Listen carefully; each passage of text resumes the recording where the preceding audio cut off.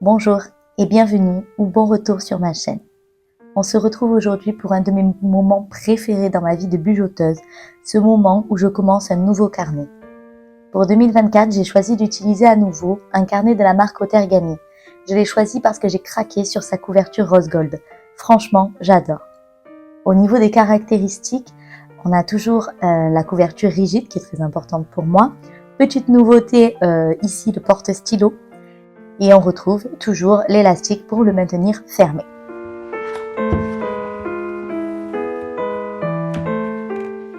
À l'arrière, j'ai une petite pochette dans laquelle étaient vendus avec ces petits stickers.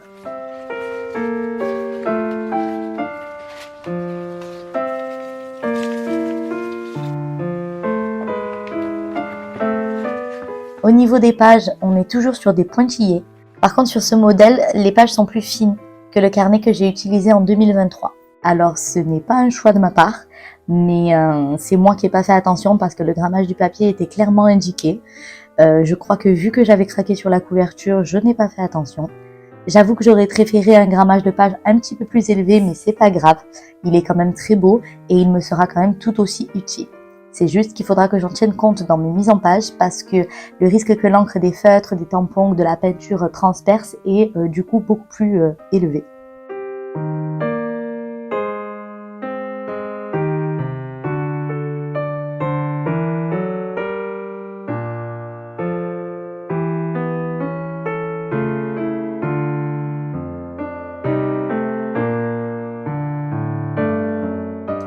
Pour commencer mon nouveau carnet, donc, je démarre avec une page de couverture qui annonce 2024, cette nouvelle année qui approche.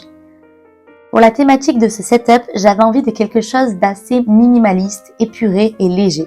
Même au niveau des couleurs, je suis restée sur quelque chose de très soft. Ici, je repasse au finliner noir tout mon dessin. Pour donner un peu plus de légèreté à ma mise en page, j'ai choisi d'utiliser mes mines les plus fines. J'alterne avec du 02, 01, 005 et 003. Également, je fais des traits discontinus qui du coup, je trouve, accentuent aussi cette impression de légèreté. J'ai choisi une thématique florale. J'avoue que j'adore dessiner des fleurs et des feuillages. Je sais pas, je trouve que tout de suite, ça donne un côté très esthétique. Cette année, j'ai choisi de ne pas suivre de thématique générale, comme j'ai pu le faire en 2023 avec le thème rétro. D'ailleurs, je vous invite, ceux qui ne les ont pas vus ou ceux qui ont envie de les revoir, à aller faire un petit tour sur ma playlist Bullet Journal 2023. Quelques petits détails par-ci par-là, puis je passe à la couleur.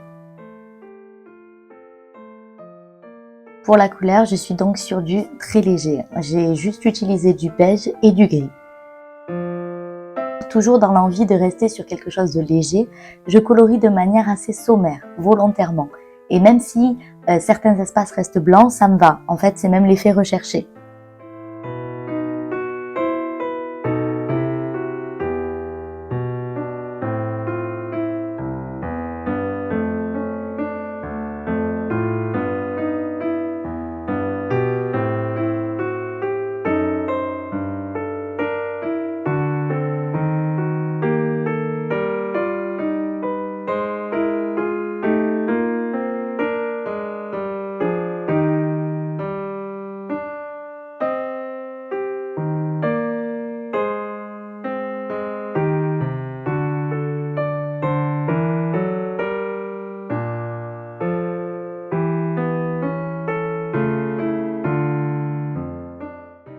Sur la double page suivante, je viens d'abord inscrire mes clés. Même si elles sont toujours les mêmes et que je les connais par cœur, c'est une page que j'ai plaisir à faire.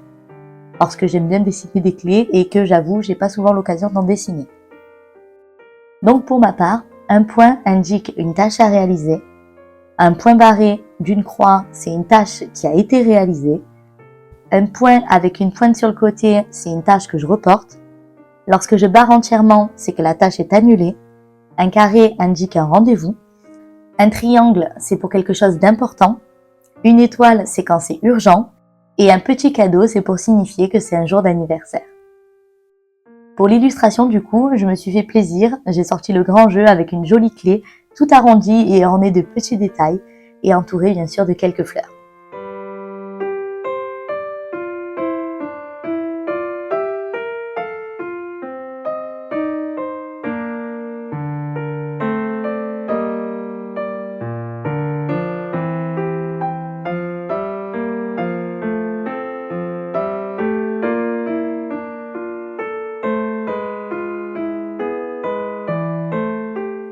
Sur la page de droite, je viens inscrire mes objectifs. Je reprends les mêmes items que pour 2023 parce qu'ils me conviennent bien. Par contre, cette année, je vais me focaliser sur 3 objectifs par item. Donc 3 objectifs qui vont concerner ma santé, 3 objectifs perso, 3 pro, 3 objectifs sur le volet culture, 3 sur les loisirs et 3 concernant mes finances. Personnellement, je préfère me donner des objectifs que de prendre des résolutions. Ça n'est que mon avis, mais dans le terme résolution, j'y vois un aspect quelque peu négatif, un peu comme le fait de devoir résoudre un problème. Moi, je préfère me donner des objectifs, ça me motive plus à entrer dans l'action. Je me donne des buts à atteindre, sans pression et sans autoflagellation au cas où je ne les atteins pas. J'ai tous les mois l'occasion de suivre l'avancement de mes objectifs sur ma page de bilan et je peux également réévaluer si certains sont trop ambitieux, mais aussi obtenir de la satisfaction lorsque j'atteins ou je dépasse ceux que je m'étais fixés.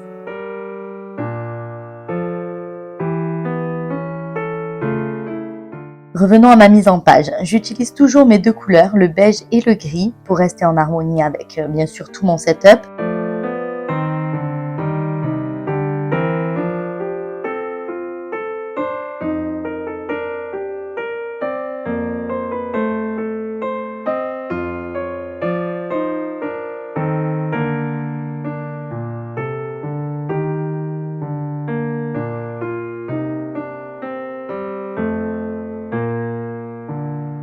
Pour faire le fond de ma bande d'illustration, j'utilise la technique du washi tape.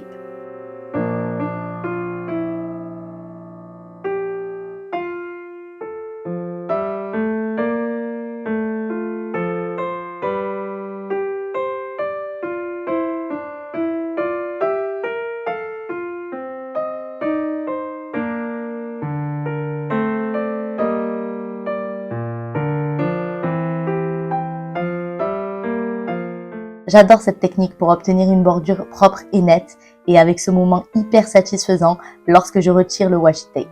Je sais que je ne suis pas la seule à kiffer ça.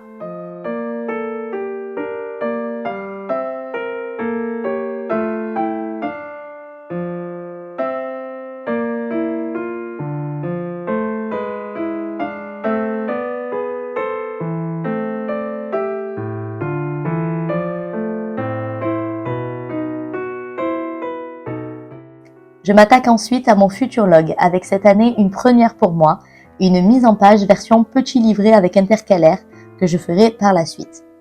Le futur log, pour les novices du bullet journal, c'est l'endroit dédié à la projection future. En effet, le bullet journal, contrairement à un agenda classique, n'est pas déjà défini à l'avance. On va le construire au fur et à mesure, mois par mois. Donc pour tout ce qui est prévu longtemps à l'avance, tout ce qui a besoin d'être planifié ou des rendez-vous qui sont pris très longtemps avant, il faut bien les inscrire quelque part pour ne pas risquer de les oublier. Et donc c'est ici dans ce futur log qu'on peut les noter. Moi personnellement, j'aime également noter les anniversaires. Par la suite, chaque mois, une fois que j'ai réalisé ma mise en page, je me réfère à mon futur log et je peux inscrire dans le mois qui arrive tous les rendez-vous et tous les événements qui ont déjà été définis bien à l'avance. J'inscris donc chaque mois de l'année et le petit calendrier qui va avec. 4 mois sur une première page, 4 mois sur la page suivante et les 4 derniers mois sur la dernière page. La suite de mon titre, donc le mot log, je le fais sur la dernière page puisque je vais ensuite découper le haut des pages précédentes.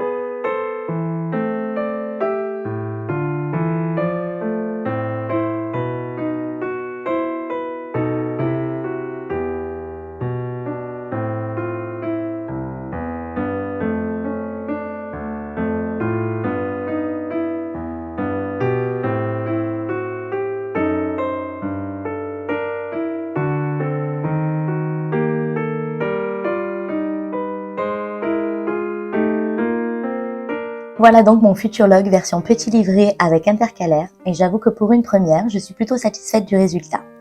Je passe ensuite à la mise en couleur des illustrations sur les côtés.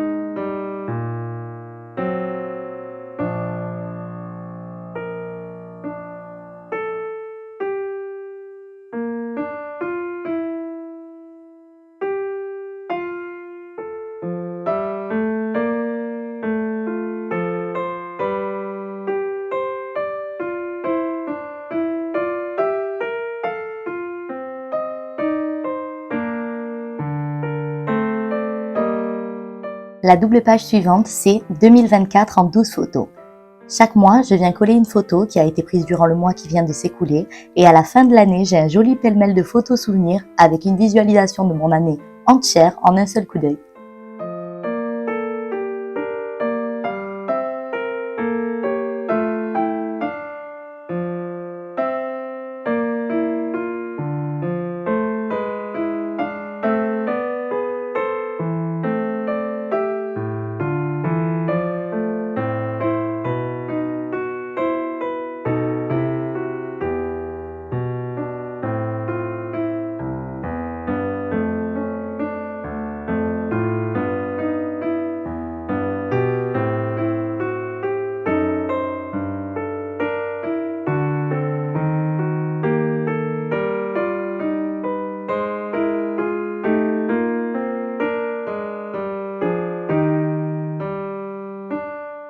Je passe ensuite à mes pages de listes. La première, mes listes de films et séries.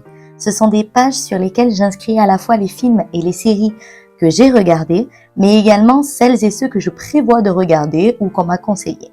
Et pour distinguer ce que j'ai fait et ce que j'ai prévu, j'écris au crayon ce que je n'ai pas encore regardé et je repasse ensuite au stylo lorsque c'est fait. Je fais exactement la même chose pour les livres.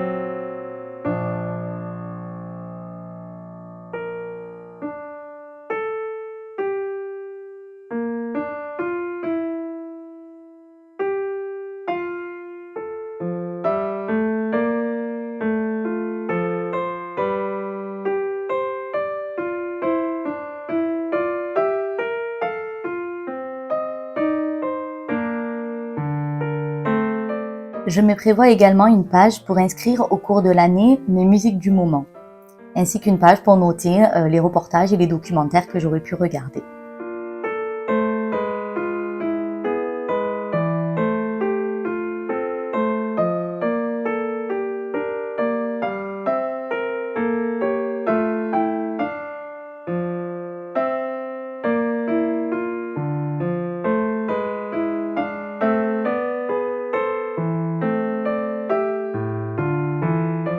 La double page suivante est une page sur laquelle je note toutes les idées de vidéos qui me passent par la tête, histoire de ne pas les oublier et de mûrir mes projets pour YouTube.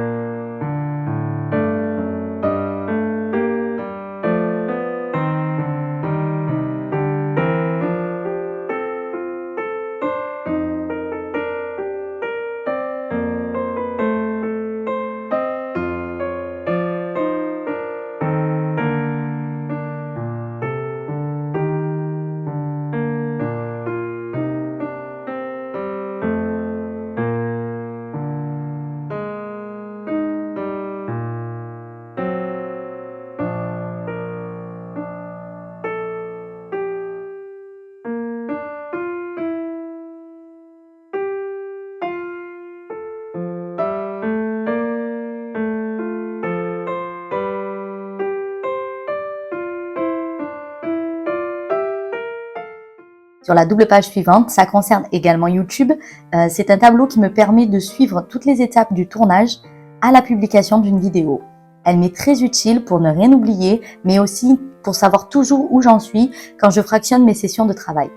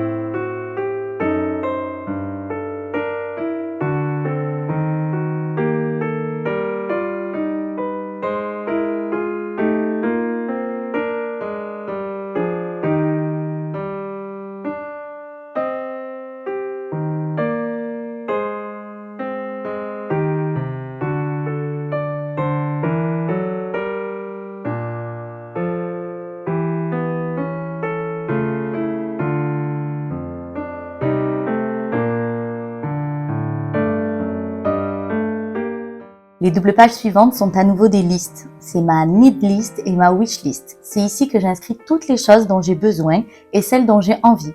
Ça me permet d'avoir toujours des suggestions à donner à mon entourage lorsqu'ils sont à court d'idées pour me faire un cadeau, mais ça me permet également d'éviter les achats compulsifs.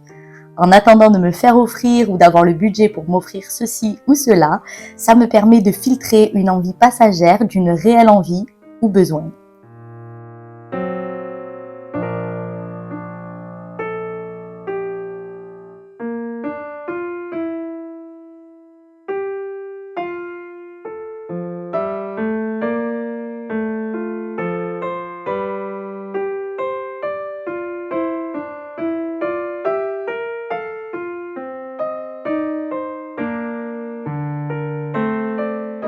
Avant de clôturer ma vidéo, je vous propose un petit visionnage des pages que j'ai réalisées pour ce Setup 2024. J'espère que vous avez passé un agréable moment. Vous pouvez me soutenir en vous abonnant à ma chaîne et aussi en partageant mes vidéos. N'hésitez pas à liker et à me laisser un petit commentaire. Je vous souhaite une bonne journée, une bonne soirée ou peut-être même une bonne nuit et je vous dis à bientôt.